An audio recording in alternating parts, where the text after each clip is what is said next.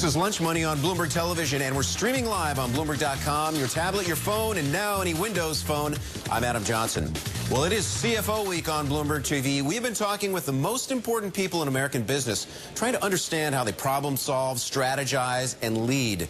Here's Disney CFO Jay Rizzullo. Well, you know, the mantra here at the Walt Disney Company, and something that Bob Iger has really instilled as part of the strategy of the company, is to invest for the long term. So we look around at our theme parks around the world. We look for what we think our guests would enjoy doing. We look to our stable of franchises, and we invest appropriately. So we have invested, as you've said, a lot of money into our theme parks, but we're starting to see the rewards, as you see in our recent figures at Parks and Resorts. Does that mean a Star Wars park could be in your future? You know, the Star Wars, the acquisition of the Star Wars franchise really opened up incredible opportunity for the Walt Disney Company, whether it's in our theme parks, whether it's our motion picture division, the consumer products division, our interactive division. We are really looking to utilize this franchise here in the U.S. and abroad very, very broadly. So I certainly would not rule out seeing Star Wars at our theme park. In fact, there have been some Star Wars executions at our theme parks for many, many years, since the late 80s. Yeah, understandably so. Let's shift gear and talk about the studio side of the business. A couple of surprises. Good Dinosaur has been postponed. So is the sequel to Finding Nemo. You've also pushed back Pirates. We could say Pirates 11, but I think it's actually Pirates 5. Why pushing back three big films, all effectively within a couple of months of one another? Well, let's start with The Good Dinosaur. You know, there is an unofficial motto up at Pixar that quality is the best business brand, best business strategy. We feel very strongly that we would rather launch a great film, one that our guests are going to love, than hit a specific date. So when that film opens, no one is going to remember the date it opens. They're only going to remember how great it is. And I would say that for 2014 and 2015, we are very, very happy with the overall Disney slate. Moving Good Dinosaur has allowed us to move Maleficent into that time space. That will be a great Disney franchise.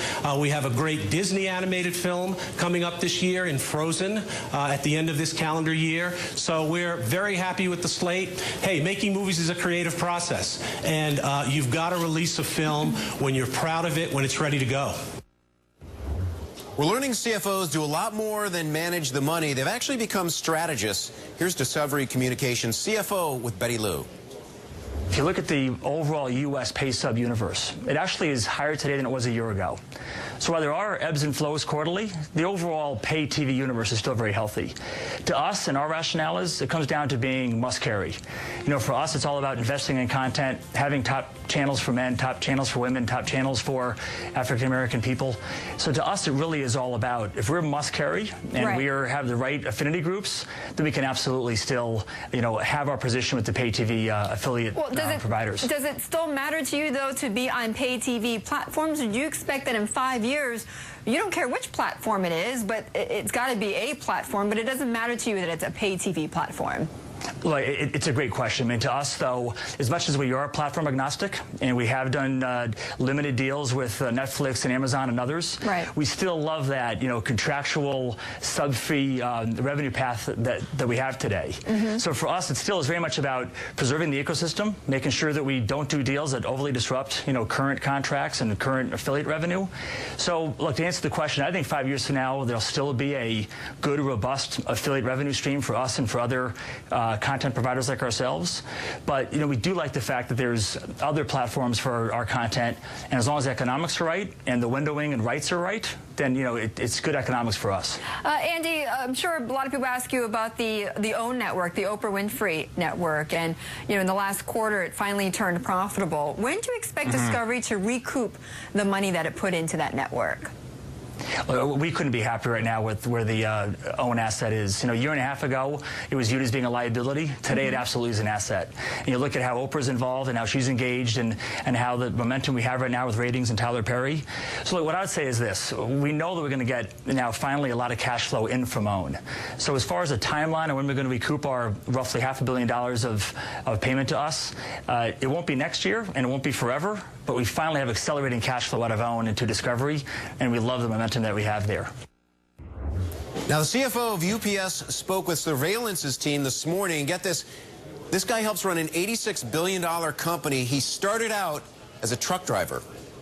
Well, certainly there's a great benefit, Tom, from learning the business from the ground up, especially in an industry like UPS where it's so related on that customer impact. So, there's benefits from, starting in the middle level, but it's great to have that basic knowledge of how the business operates. The basic knowledge of your customer now is they want to save money. They're going away from next day to, yeah, I'll take the package in 3 days. How does that affect your business plan for the next 12 months?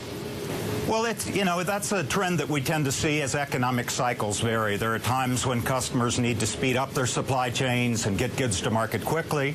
There's other times when they may want to move them a little slower or let inventories build. So we have to adapt our network. We migrate things from our ground network to our air network, depending on customer demands. Kurt, can you tell us anything about your pricing at the moment?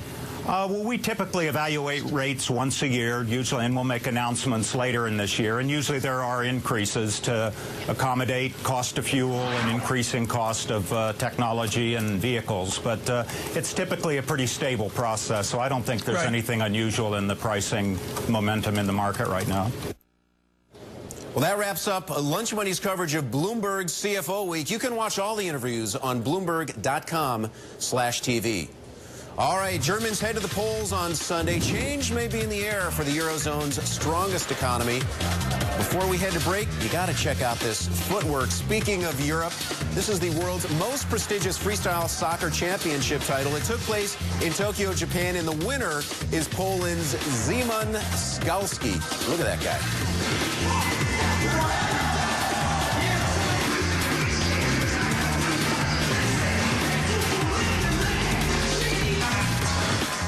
CFO Week is brought to you by Visa Commercial. Explore Visa's commercial portfolio of innovative corporate payment solutions at visa.com/commercial. I am the champion of progress.